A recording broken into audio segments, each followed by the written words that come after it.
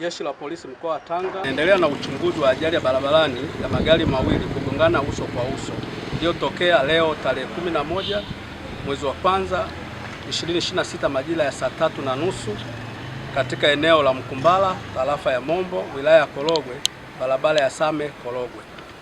Ajali hiyo imehusisha gari la mizigo aina ya Scania lenye namba ya usajili T 812 ELQ likiwa na tela namba T 106 DGS mali ya kampuni ya Mikoani Edible Oil and Detergents Limited likitokea Same kuelekea Korogwe kugongana na basi aina ya Yutong lenye namba ya usajili T 579 ECH mali ya kampuni ya Mwesino ilikuwa likitokea Lushoto kuelekea Arusha.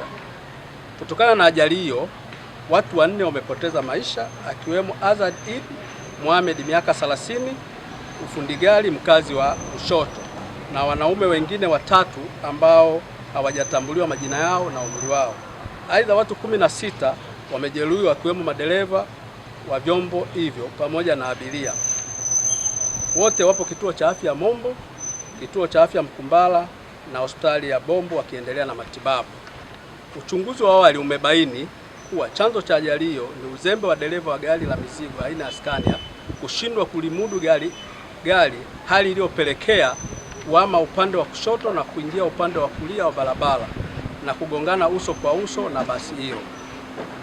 Miili ya marehemu imehifadhiwa katika kituo cha afya Mombo kwa ajili ya taratibu zingine za uchunguzi.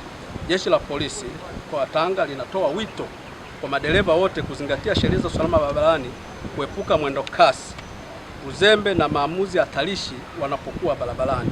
Tunawakumbusha watumiaji wote wa barabara kuwa usalama ni jukumu la kila mmoja.